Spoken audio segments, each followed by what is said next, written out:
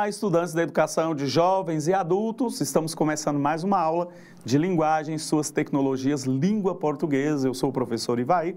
Sejam todos muito bem-vindos. E nessa aula nós daremos continuidade falando sobre a literatura. Na aula passada nós falamos sobre o contexto histórico, apresentamos, o que é de fato o arcadismo, onde o poeta, o autor, apresenta aqui nos seus poemas uma vida mais simples, em função de uma revolução, do iluminismo, onde a razão, faz parte aí em busca de novos conhecimentos da ciência, mas também reportou ao artista de trazer uma perspectiva de maior tranquilidade, não do jeito de uma poesia barroca, muito complexa, rebuscada. Nós vemos o contrário aqui na manifestação artística dos Árcades, dos poetas Árcades. Quando nós falamos de Arcádia, uma região da Grécia onde viviam os pastores ali em contato com a natureza. E os autores, portanto, desse período do arcadismo, apresentam em seus textos essa perspectiva, esta característica de se configurar numa vida simples, numa vida bucólica, ligado à natureza, e claro, de forma bem amena e contemplativa. E hoje nós vamos falar sobre os principais autores do arcadismo, tá?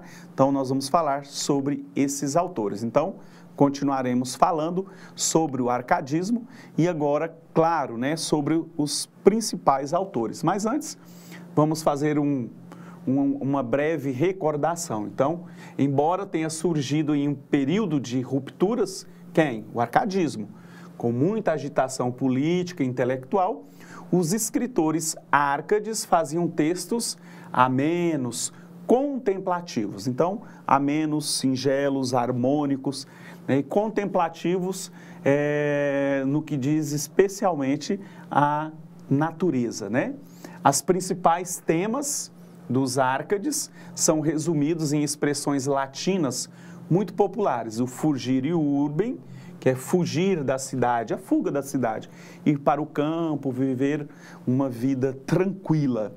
Falamos dos locus amuenos, um local ameno, bem tranquilo. Então, a busca deles era por essa tranquilidade, uma vida pacífica. Falamos também sobre aurea mediocritas, é um meio termo, é de ouro, ou seja, algo mais simples, sem os excessos. E inutilia truncante, eliminar o supérfluo.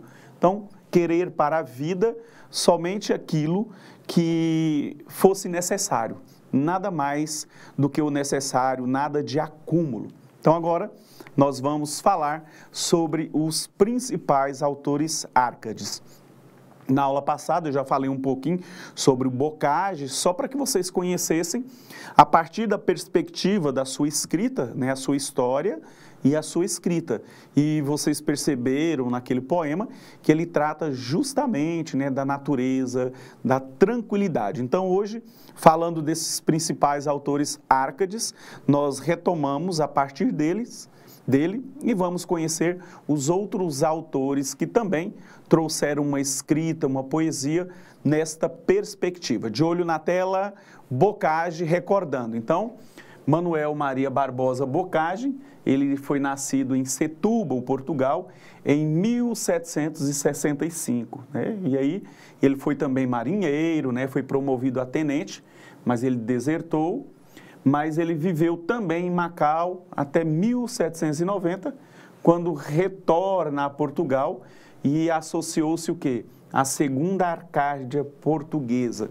E aí ele passa a escrever poemas, com toda aquela perspectiva de fuga da cidade, para viver uma vida tranquila e amena, E olha só, continuou o seu trabalho de tradução e escrita até a sua morte na capital de Portugal, Lisboa, em 1805. Então, a primeira fase da poesia dele são os temas satíricos que criticam, que ridicularizam. E depois tem um período lírico em que ele adota o procedimento literário do arcadismo, sendo equiparado aos principais nomes da poesia portuguesa. Portanto, ele é um dos grandes nomes da literatura portuguesa. E, em função desse lirismo, ele adota, inclusive, uma característica que o torna, né, até considerado como um autor pré-romântico, onde ele fala dos seus sentimentos, das suas emoções, sempre de forma muito subjetiva.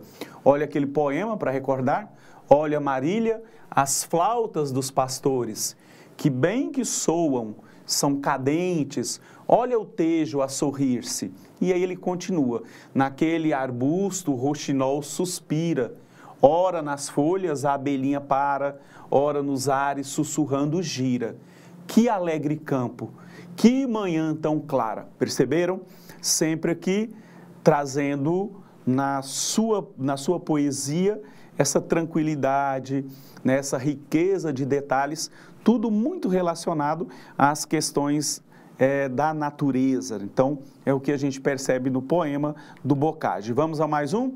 O Basílio da Gama, natural de São José do Rio das Mortes, atual cidade de Tiradentes, em Minas Gerais. Basílio da Gama nasceu em 1741, estudou no Colégio dos Jesuítas, em Rio de Janeiro, até o Marquês de Pombal, à frente da metrópole portuguesa, banir do Brasil os padres jesuítas da Companhia de Jesus. Anos depois, ele foi para a Itália e associou-se à Arcádia Romana, assinando com o pseudônimo de Termindo Cipílio. E aí, olha só, estava no Brasil, acaba-se com a Companhia de Jesus. Nessa companhia jesuíta, eles traziam para o Brasil uma literatura de catequese, né? Catequizar os colonos e também catequizar os povos nativos. Era esse o objetivo. E aí ele é banido, vai para a Itália e ele faz parte, então ele se associa essa Arcádia italiana para expressar aí nos seus versos. Vamos dar uma olhadinha aqui na tela? Fumam ainda das desertas praias, lagos de sangue tépidos e impuros, em que odeiam cadáveres despidos, pasto de corvos. Dura ainda nos valores o rouco som da irada artilharia. Musa, ó remos, o herói que o povo rude subjugou do Uruguai, e no seu sangue dos decretos reais levou à afronta. No canto terceiro, né, no Cancambo, um dos guerreiros indígenas conversam com o fantasma de Cepé e ateia fogo na mata para atravessar o avanço das tropas portuguesas e espanholas. É claro que nesse trecho aqui do Uruguai é importante que a gente entenda o contexto histórico, né, o que narra esse poema, para que a gente entenda esta luta, né, mas tem algo que envolve aí a natureza. Vamos lá? Cláudio Manuel da Costa, nascido em 1729 em Ribeirão do Carmo, atual cidade de Mariana, Minas Gerais. Ele também estudou no Colégio dos Jesuítas, né, e formou-se em Direito pela Universidade de Coimbra, em Portugal. De volta ao Brasil, ele atuou como advogado em Vila Rica, hoje que é Ouro Preto, em Minas Gerais. Depois, assumiu o cargo público, né, de secretário de governo da capitania. E aí o Cláudio, influenciado pelas ideias iluministas, envolveu-se no movimento da Inconfidência Mineira, sendo preso no ápice da revolta. Foi encontrado enforcado em sua cela no dia 4 de julho de 1789. Mas ele, o Cláudio Manuel da Costa, assinava os seus versos com o pseudônimo de Glauceste Saturnio. Apesar de ter sofrido alguma influência barroca, os princípios árcades orientaram nitidamente os seus versos. A paisagem mineira é presente, especialmente na recorrente menção das pedras e dos minérios. E olha só, então, ele ambienta a sua poesia justamente a paisagem mineira. Destes penhascos faz a natureza, o berço em que nasci, ó, quem cuidara, que entre penhas tão duras se recriara uma alma terna, um peito sem dureza. Amor que vence os tigres por empresa, tomou logo render-me ela, declara, contra o meu coração guerra tão rara, que não me foi bastante a fortaleza. E agora, nós temos aqui, perceberam lá, né? Uma perspectiva da paisagem justamente mineira. Então, nós vamos perceber essa questão que fica bem detalhada na sua poesia. Agora, o Tomás Antônio Gonzaga, de olho na tela, nascido na cidade de Porto, em Portugal, no ano de 1744, era filho de pai brasileiro. Chegou ao Brasil aos 7 anos e estudou com os jesuítas na Bahia. Retornou a Portugal para formar-se em Direito na Universidade de Coimbra.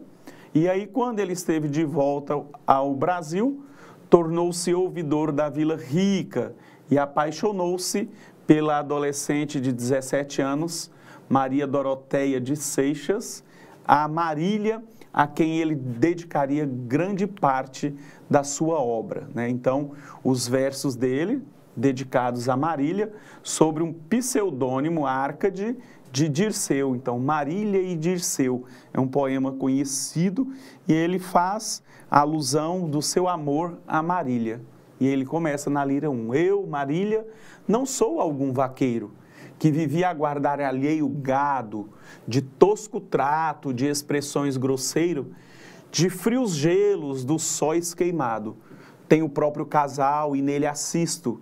Dai-me vinho, legume, fruta, azeite, das brancas ovelhinhas tiro o leite, e mais as finas lãs de que me visto, graças Marília bela.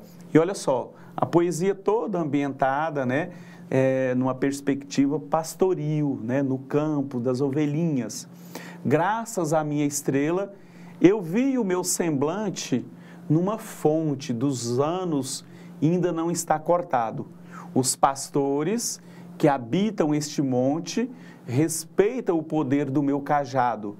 E aí ele fala, graças a Marília bela, graças à minha estrela.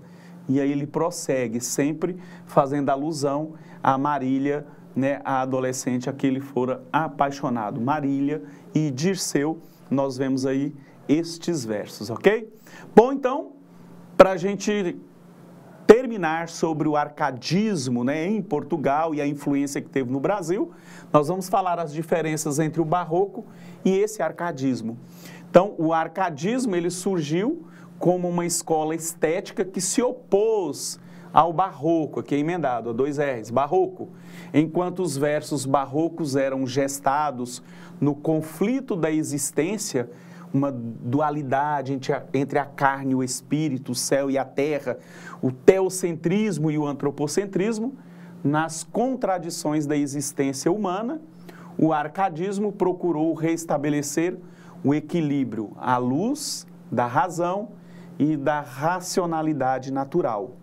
Se o barroco tinha por tema transversal o temor pela fugacidade das coisas, ansioso com o fato de que tudo se transforma e se dissolve, o arcadismo, por sua vez, abraçou o eterno devir, já que tudo é instável e fugaz e deve-se viver cada momento com tranquilidade e leveza, né? Então, ligado à mística cristã, o barroco preocupou-se com o pecado, o inferno e a salvação, enquanto que os poetas do arcadismo propõem a simplicidade, o fim dos excessos e a clareza em seus versos de uma vida tranquila, de uma vida ligada ao campo, para que pudesse estabelecer de fato uma vida harmoniosa, o homem em contato com a natureza,